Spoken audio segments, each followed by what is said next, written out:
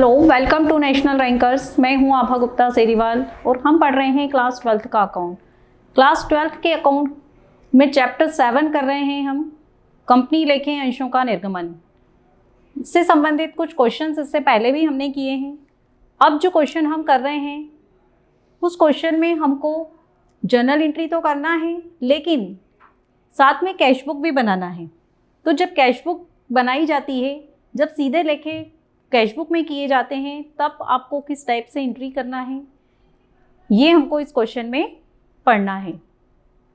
तो जब सीधी एंट्री हमको कैश बुक में डालनी हो तो ऐसी दशा में हम क्या करेंगे, जो बैंक वाली एंट्रीज होती हैं वो कैश बुक में ले जाएंगे और सिर्फ जो ड्यू और ट्रांसफ़र वाली एंट्री है वो हम जनरल में करेंगे।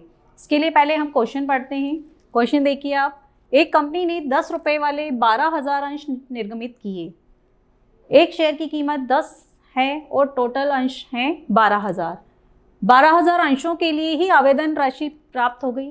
कंपनी ने 12,000 अंश निर्गमित किए और 12,000 ही जनता ने मांग लिए। राशि का भुगतान निम्न प्रकार किया जाना है। आवेदन पर 3 रुपये, आवंटन पर 2 रुपये, प्रथम याचना पर 2 रुपये, अंतिम याचना पर 3 रुपये। अंशों का उचित आवंटन कर दिया गया। याचनाओं की रकम भी प्राप्त कर ली गई।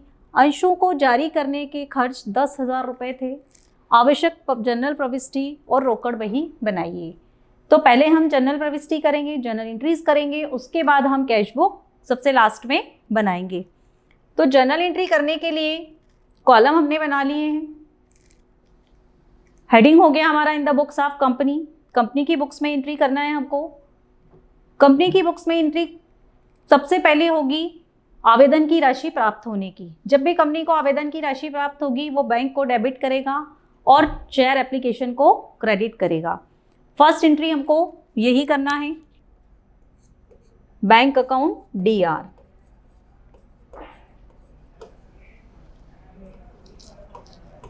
टू इक्विटी शेयर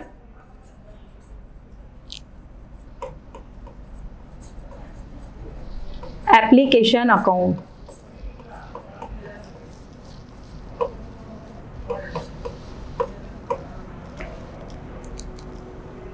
टोटल 12,000 अंश हैं। 12,000 अंशों पे 3 रुपए के हिसाब से टोटल जो अमाउंट मिलेगी एप्लीकेशन की वो मिलेगी 36,000 रुपये।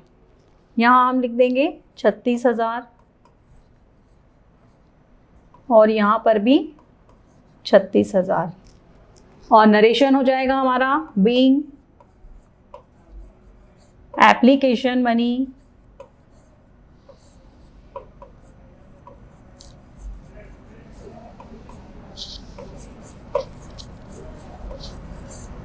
रिसीव्ड। ये फर्स्ट एंट्री कंप्लीट हो गई है। अब सेकेंड एंट्री होगी एप्लीकेशन की मनी को ट्रांसफर करने की। जब सेकेंड एंट्री होगी तो क्या होगा, इक्विटी शेयर एप्लीकेशन अकाउंट जो है वो डेबिट हो जाएगा।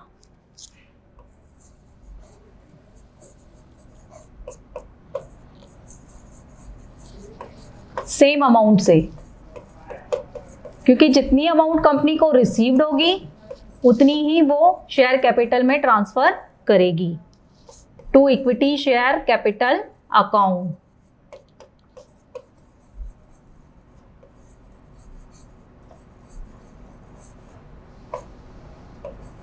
Amount 36,000।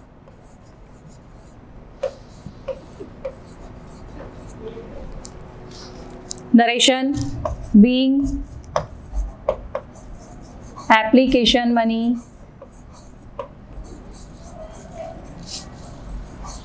Transferred.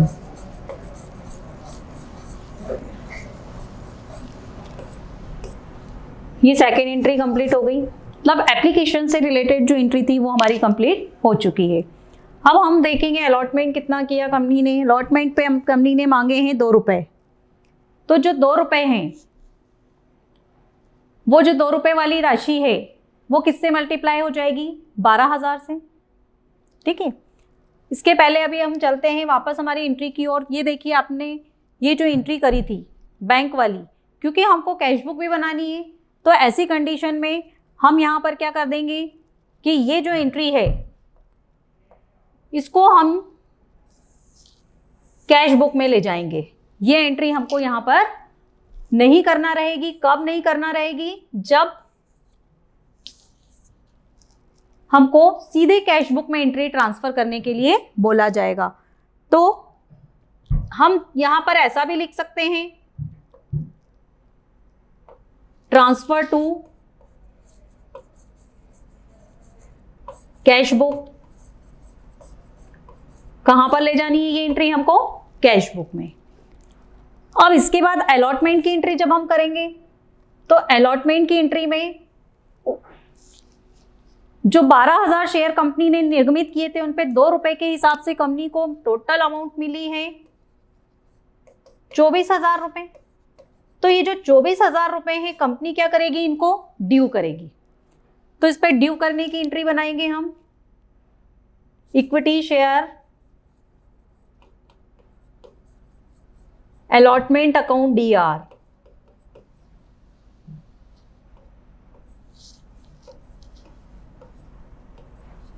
To equity share capital account.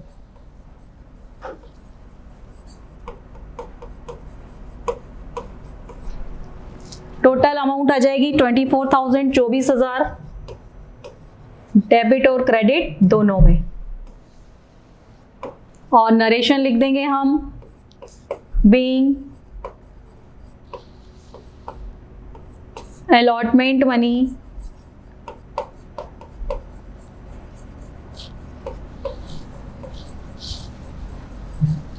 Due.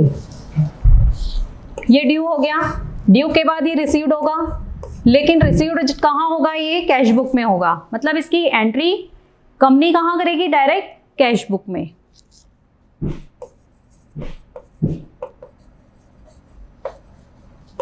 Cash book में डायरेक्ट हम यहां पर ऐसा लिख देंगे इसको।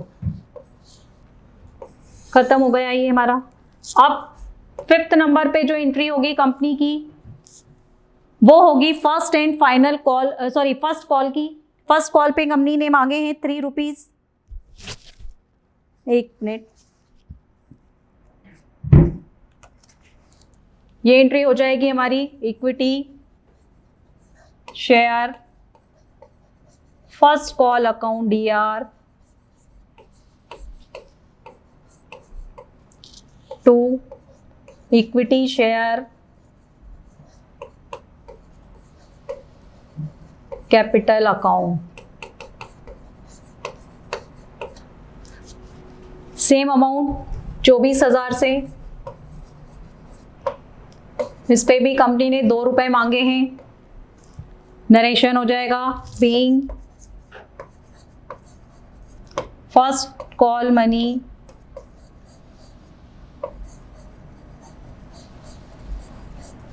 Due. First call money due. तो देखा आपने, ड्यू वाली एंट्रीज हमको इसमें करनी है और जो बैंक वाली एंट्रीज है वो हमको कहाँ ले जानी है? कैश बुक में।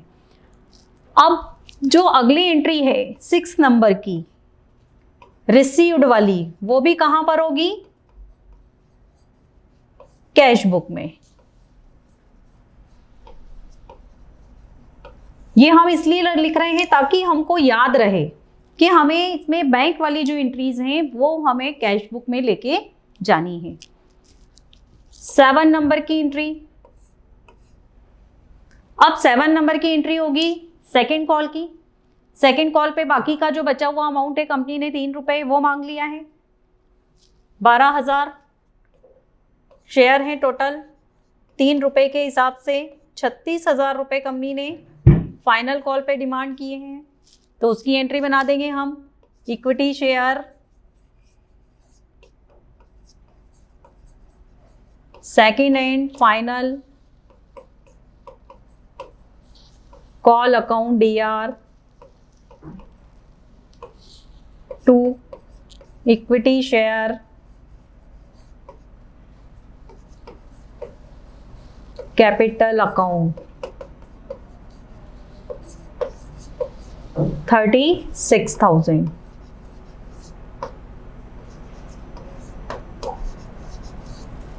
narration being second and final, calls money due। और जो लास्ट एंट्री होगी हमारी 8th नंबर की, वो भी कहाँ पर होगी? कैश बुक में। जो लास्ट एंट्री बैंक वाली है वो भी कहाँ होगी? हमारी कैश बुक में होगी। इसके बाद कंपनी ने 10,000 रुपये खर्च किए हैं अंशों के निर्गमन पर, तो वो जो 10,000 रुपये अंशों के निर्गमन पर खर्च किए हैं तो वो भी बैंक के माध्यम से खर्च किए हैं, तो उसकी एंट्री भी हमको कैश बुक में ही करना है। तो अब हम कैश बुक बनाएंगे। इसके लिए ये कैश बुक हमने बनाई है, पर्टिकुलर अमाउंट हेडिंग हो जाएगा हमारा कैश बुक, और ब्रैकेट में लिख देंगे हम बैंक कॉलम, क्योंकि ये सारे ट्रांजेक्शन बैंक से रिलेटेड हैं, इसलिए बैंक कॉलम को ही हम यहाँ पर बनाएंगे। तो अब इसका भी रूल वही जो सिंपल कैश बुक का होता है कि जितनी भी प्राप्तियां हैं वो सब हमको डेबिट साइड में लिखनी है, और जितने भी भुगतान हैं वो सब हमको क्रेडिट साइड में लिखना है। तो डेबिट साइड में जो भी प्राप्तियां हुई वो सब आ जाएगी इसमें। सबसे पहली प्राप्ति कंपनी को कैसे हुई? एप्लीकेशन से हुई, तो टू इक्विटी शेयर एप्लीकेशन आ जाएगा। उसके बाद अलॉटमेंट से हुई, तो to equity share allotment. First call, second call, ये चारों इंस्टॉलमेंट लिख देंगे डेबिट साइड में, क्योंकि इनका रुपया कंपनी को मिला है। इक्विटी शेयर एप्लीकेशन अकाउंट,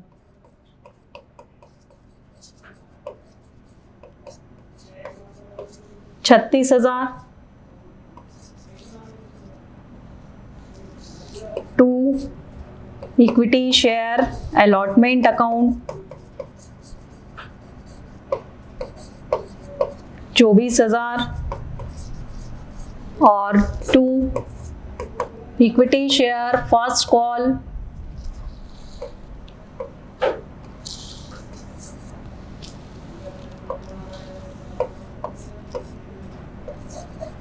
इसका भी अमाउंट 24,000, और to equity share second and final call account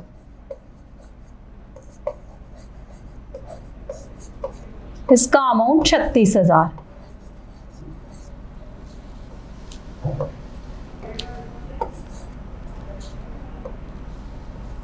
ये पूरा लिख दिया हमने। अब जो 10,000 रुपये कंपनी ने खर्च किए हैं इसके ऊपर, वो क्रेडिट साइड में चले जाएंगे, क्योंकि कंपनी के द्वारा इसका पेमेंट किया गया है, तो ये क्रेडिट में आ जाएंगे। By expenses